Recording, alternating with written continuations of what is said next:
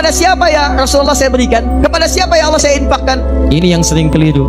Kata Allah langsung turun, fi sabilillah. Yang utama itu 5 dulu. 5. Kalau Anda temukan 5 ini, dia peluang infaknya sangat tinggi untuk diberikan. Siapa mereka ini? Orang infak di jalan Allah. Infak itu, ini yang perlu saya luruskan, tidak harus menggunakan uang. Infak itu pemberian bersifat materi. Makanan itu infak, pakaian itu infak, buah-buahan itu infak. Silahkan berbagi, walaupun nggak ada uang, bisa kita gunakan dengan yang lain. Cek, kalau antum main ke Auckland, ke New Zealand, ya, di situ ada donation itu bukan cuma dengan uang, food. Kadang mereka kasih dengan makanan. Ada yang nyimpen ciki, kotaknya di situ. Di kotak infak itu, kotak dalamnya ada ciki, ada beras, dan macam-macam. Sampingnya ada yang uang. Cuman mesti dilihat dulu bagaimana bentuk kotaknya. Ya, kalau kotaknya belahan kecil, itu pasti uang, bukan beras. Oh, ini beras nih, dibuka dulu karungnya diginikan. Tidak, bukan. Silakan bebas. Ya, dan itu nilainya tinggi. Kadang-kadang antum lupa di majelis ilmu ada snacknya, walaupun cuma kurma dapat 2, bagi 1 dengan teman. Air misalnya tidak harus semua oleh antum. Bagi, begitu antum bagi langsung dituliskan 700 kali lipat paling minimal. Demi Allah saya katakan paling minimal 700 kali lipat. Makanya zaman Nabi itu ada satu keluarga yang berlomba tuh mendekatkan diri pada infak walaupun dirinya kekurangan. Agak aneh itu cara berpikirnya. Ya, jadi kalau dibandingkan manusia sekarang nggak dapat tuh, nggak dapat. Saya mau tanya begini, antum di rumah persediaan, antum punya anak 2, antum dengan istri, 1 suami 1 istri 2 anak. Di rumah ada persediaan makanan untuk 2 anak antum saja. Antum aja nggak makan malam itu, cuma ada anak 2. Untuk mereka kalau nggak makan mereka bisa nahan lapar semalaman. Tiba-tiba antum ditawarkan oleh seseorang, ada tamu nih, mau nggak dijamu di rumah? Bisa nggak? Pertanyaan saya, kalau ada orang yang datang seperti itu ke tempat antum, Mas, ini ada tamu, saya nggak bisa jamu, bisa nggak antum jamu? Di rumah antum cuman ada makanan untuk anak-anak, antum pun nggak bisa makan. Pertanyaan saya, dijamu nggak teman itu? Kenapa diam? Wahai ahli surga, kenapa diam? Lihat cara berpikirnya. Kalau cara berpikir kita hanya ke makanan saja, maka kita katakan, Ustaz, anak saya aja dapatnya makanan seperti itu, kami pun nggak makan, bagaimana bisa diberikan pada tamu? Tapi cara berpikir Tolhah dan keluarganya agak beda. Begitu Nabi katakan ada tamu, kita datang langsung angkat tangan, duluan ngangkat, padahal yang lain banyak yang punya banyak makanan. Tapi cara berpikirnya, kapan lagi saya dapat 700 lebih? Kapan lagi saya dapat? Diangkat langsung tangannya. Ya Rasulullah, saya. Sebelum yang lain ngangkat, angkat tangannya. Maka diantar kemudian ke rumahnya. Sampai di rumah, istrinya dikatakan, duhai sayang, ada titipan Rasulullah. Bahasanya bukan ada tamu, ada titipan Rasulullah. Allahu Akbar. Ada titipan Rasulullah. Maka istrinya langsung membaca, saya paham. Saya bertugas menidurkan anak-anak dulu, tidurkan. Yang suaminya menyiapkan makanan.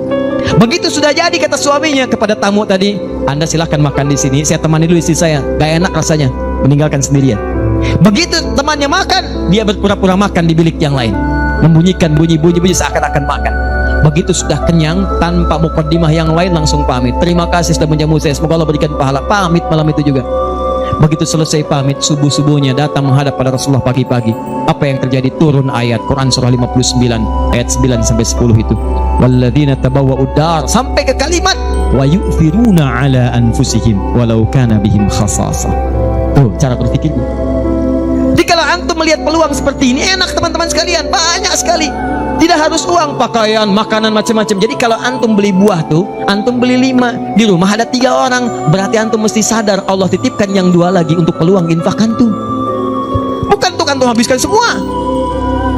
Kok bisa orangnya cuma 3, beli mangga 5? Siapa yang menggerakkan antum untuk beli 5 mangga?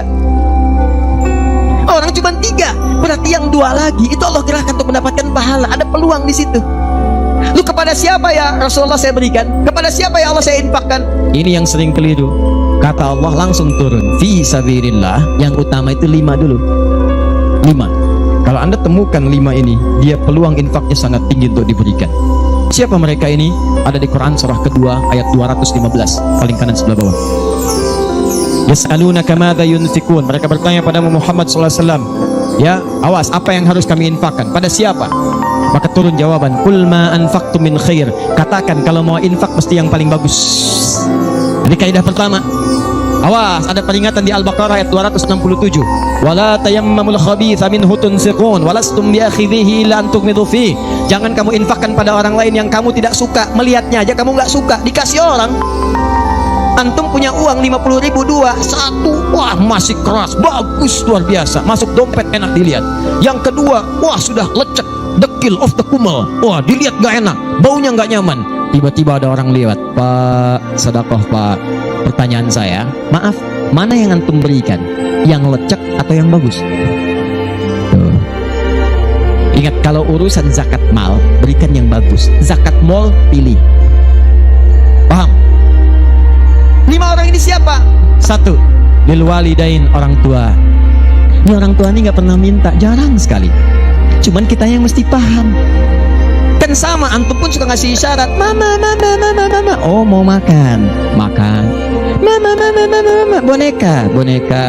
Antum setelah dewasa mesti paham. Kadang-kadang orang tua tuh nggak minta, nggak pengen nyusahin anaknya. Padahal orang tua udah susah, melahirkan susah, mengandung juga susah, merawat susah, menyusui susah. Sudah dewasa pun antum masih susahin juga. Kapan antum berbaktinya? Kadang-kadang cuma nanya, nelpon apa kabar, padahal di rumahnya itu masya Allah lagi kurang beras, beras kurang, listrik belum dibayar, kirimkan sebelum diminta, kirimkan. Itu begitu antum kirimkan, demi Allah saya katakan, di hadis Al-Bukhari, di kitab Al-Adabul Mufrad, bukan cuma mendapatkan lipatan pahala kalikan 700 lebih, tapi ridha Allah turun ke tempat antum pada saat itu. Kalau sudah turun, semua doa yang antum mintakan minimal akan dijawab pada saat itu. Itu rahasianya. Kalau dengan urusan orang tua itu udah nggak usah bikin. Begitu mengatakan, nah gini-gini, tenang aja mah, walaupun gak ada, katakan insya Allah mah selesai, insya Allah, berusaha antum. Begitu antum dapatkan seperti orang tua mengusahakan untuk antum dulu, maka pahala dilipat gandakan, ridho turun seketika. Kejar. Wal aqrabin, kerabat terdekat. Kerabat dibagi dua, ada yang tempatnya jauh tapi hubungannya dekat. Punya saudara sekandung tinggalnya di Palembang, antum di Semarang, ayo kirimkan.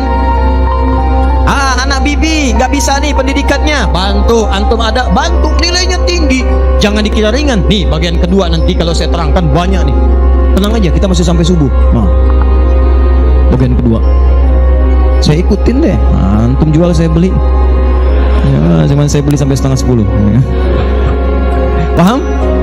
Ayo akrabin, yang kedua itu maaf, golongan kedua akrabin bisa tetangga, orang yang tidak ada hubungan famili secara mahram, cuma tetangga antum. Tapi kalau yang kedua ini, Allahu Akbar, indahnya Al-Quran. Cek oleh antum, silahkan cek. Walaupun beda agama, itu tetap ada peluang infak. Gak ada ketentuannya kecuali di Quran, gak ada aturannya kecuali di hadis. Buka Quran surah ke-31 ayat 15 paling kiri sebelah atas. Ada anak muslim, orang tua belum Islam, belum dapat hidayah. Kata Allah, urusan untuk ibadah pisahkan.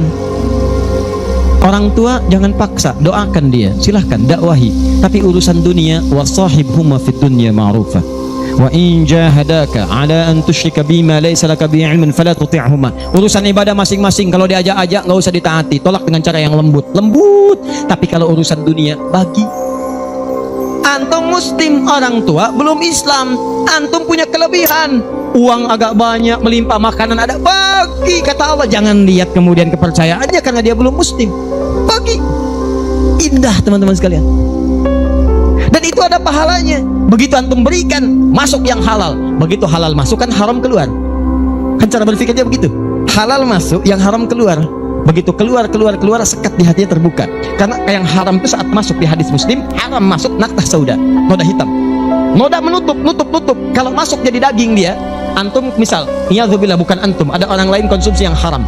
Yang haram masuk ke dalam mulutnya, masuk ke tubuhnya, beredar dengan darah, jadi daging, masuk ke telinga. Quran surah 6 ayat ke-25. Wa fi adhanihim waqra, di telinganya ada sumbatan. Maka yang haram cepat kedengaran, yang halal susah. Masjid dekat, suaranya dekat, Allahu Akbar, susah. Tapi konser yang macam-macam, yang joget, yang ini, yang itu, nyampe tuh konser di Jakarta, dari Semarang tembus ke sana. Wa ada absarihim ghishawah, masuk ke mata, jadi penghalang, nutup. Quran surah kedua ayat ke-7. Gak kelihatan. Orang ke masjid itu bukan gak kelihatan, nampak, cuman gak ada dorongan. Akhi, ayo ke masjid. Ya, alhamdulillah, nanti. Padahal yang besar lewat, kecil lewat. Yang paling aneh itu begini, kok bisa antum lewat depan masjid padahal bisa lewat jalan lain? Kenapa Allah antarkan sampai lewat depan masjid? Jadi kalau sudah Allah antarkan ke tempat-tempat yang baik, belum ingat Allah juga, antum mesti diantarkan kemana lagi? Tuh. Kok bisa antum lewat dengar adzan padahal bisa antum lewat jalan lain gak kedengaran adzan?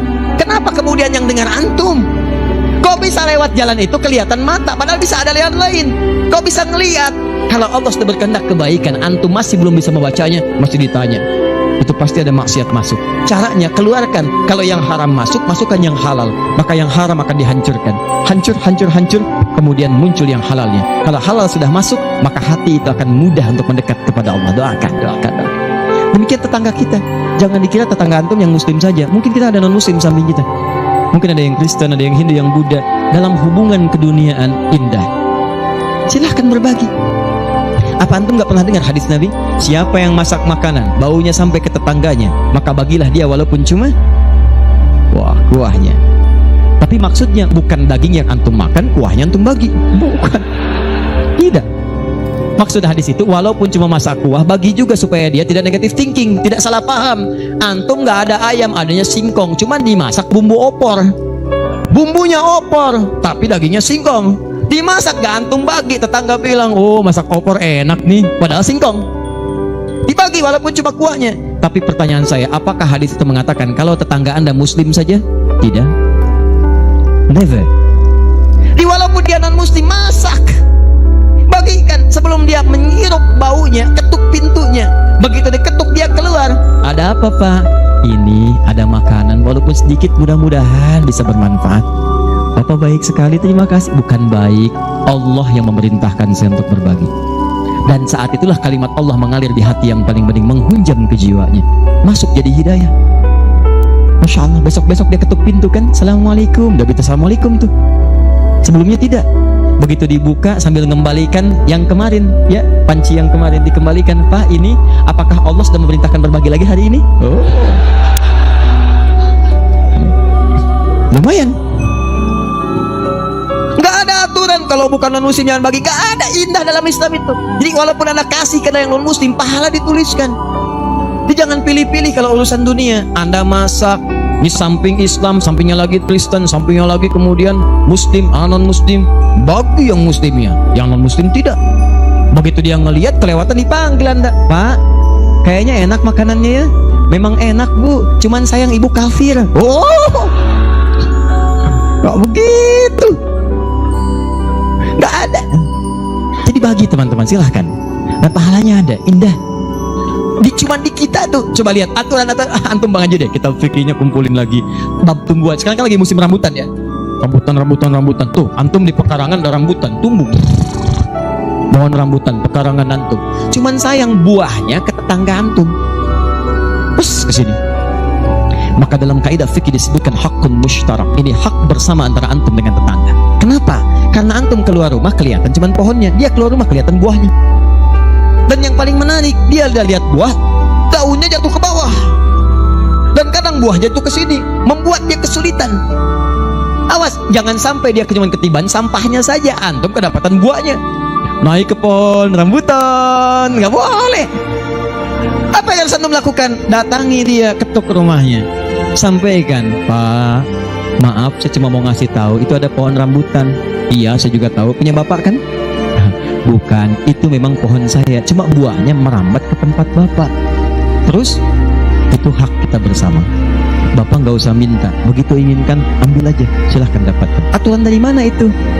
Ini Rasul saya yang mengajari, Nabi Muhammad SAW.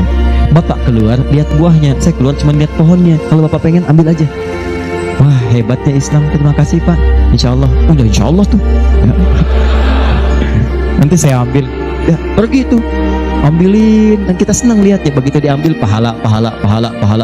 Setiap satu buah 700 pahala. Setiap satu buah 700. Masya Allah, luar biasa. Dan dia kan nggak paham fikih, belum masuk Islam. Besoknya ayam antum main ke tempat dia, ayam. Dia kira hukum ayam sama dengan rambutan. Nabinya umat Islam baik banget. Kemarin ngirim rambutan, sekarang ayam.